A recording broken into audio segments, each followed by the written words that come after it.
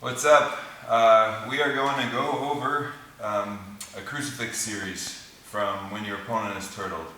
And that word in grappling can mean a lot of different things, different ways to pin people's arms in this fashion. But basically, from a turtle, there's a few options that you have, and we're going to run through like 3 of them, okay?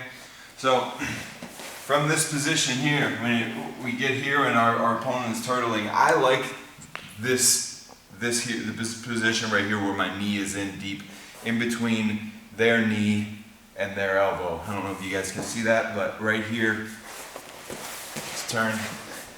If she's turtling, it might be hard for me to get my hooks in. Some people always advise on trying to work on getting the bottom hook in first, right? I just dispense with all of that, and I start working on getting this knee in deep here and making sure my hip is in. So I brace myself with this back leg here. And so my general position here is I'm grabbing wrist, okay? So I'm coming in, I'm grabbing wrist, and I'm keeping it tight to their body. I want to pick it up because I don't want them to be able to post with it so much. So I'm grabbing wrist, I'm not using my thumb, using like a gable grip type of grip, pulling it in, and I'll start working on a crossface. So as I work on a crossface, lots of times this becomes available just for a moment. This kind of pull back at the hand. So after a crossface, and if they give me the choke here, well then by all means, then I'll just start taking this. And then from here I would let go and then just finish here. But most of the time they're keeping their chin tucked because they know you're behind them and they're defending the choke. So I crossface, and then off of the crossface, I'll pull this back. I'll start to pin the arm here. What I want is for this figure 4 to be this way, okay? I want my figure 4 to be like the sole of my foot that's making the triangle part of the figure 4 facing up and away from our heads. I don't want to be here. I might start out here, but I don't want to stay here. The reason why is because she can build up into a takedown from here. And even though I should be able to block and defend this takedown if I know how to wrestle, giving her this leg isn't smart. So, again, I'm here, I'm cross-facing. Let's take your arm back again. I'm cross-facing, I'm coming here, 1, 2, pinching the knees together and making sure you're above the elbow. And now from this position, I might keep working this crossface since they have one less hand to defend with it. But most of the time, I'm gonna come over here to a figure 4 grip, okay? So from this figure 4 grip, all right, lots of times the person might try and back out of it. So if that's happening, you kind of got to ride them a little bit. You kind of got to keep your weight on them, keep bringing this backhand close. Now ultimately, I can't really do a lot of my finishes that I'm going to show from here. I want to roll, okay?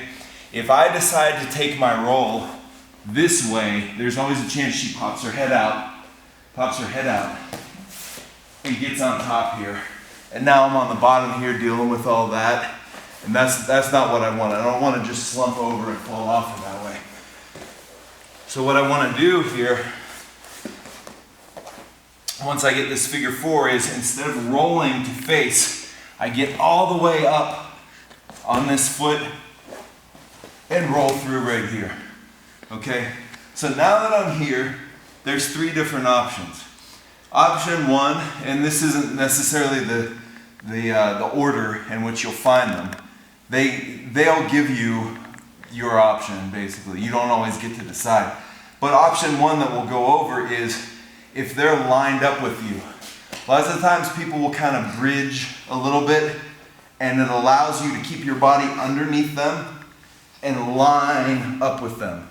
So if I'm able to line up with her in a straight way, I will just go from here to here.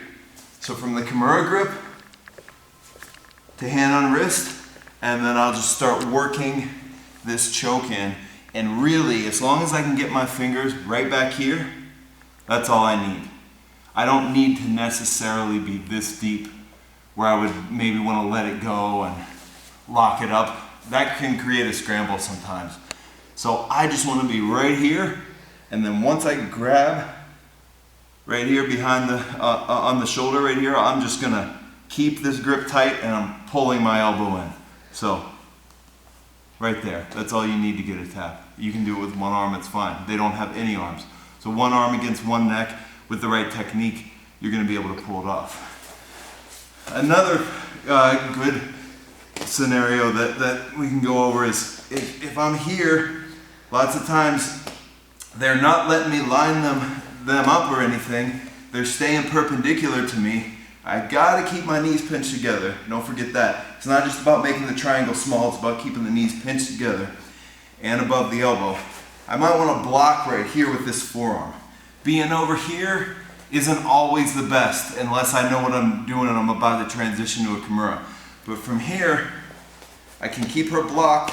What I'm going to do is that same thing that I did with the choke where I switch to this grip, but this time instead of reaching around, which is awkward from this position because she's perpendicular to me, I'm going to reach for my thigh.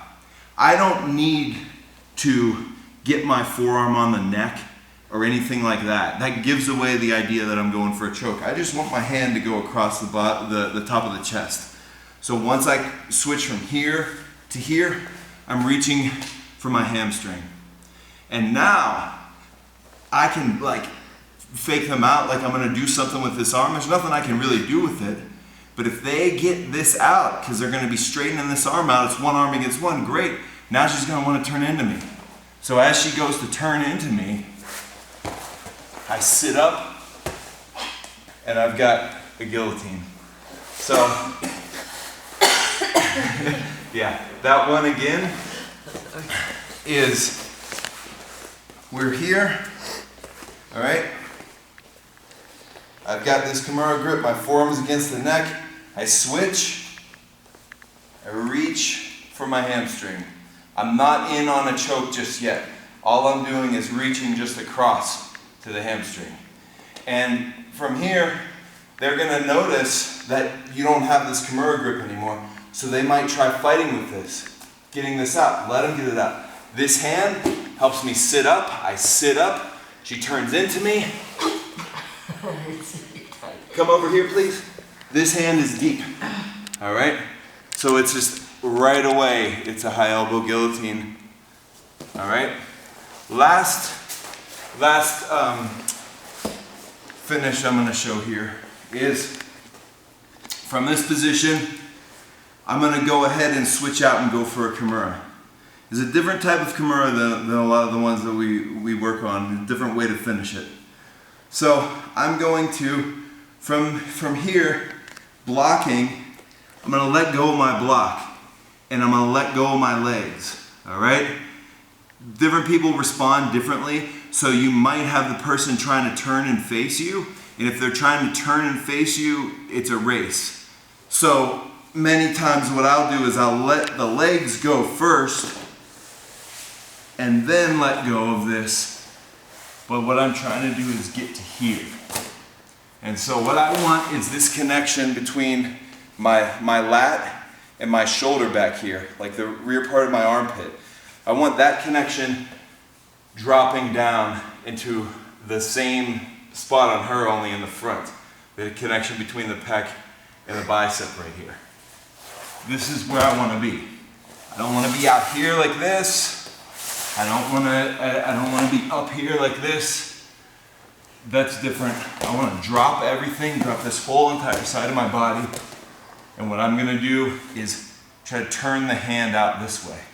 I'm not doing the chicken wing style where I hike it up. Dropping here. And you'll notice when you drill this with your partner that the tap comes pretty quick. The pain is different. It's not the same as this like back of the shoulder type of pain that a lot of people experience with regular Kimuras. They're gonna feel it in the front here, so it's a little bit different. But anyway, that is 3 ways to finish from the crucifix position.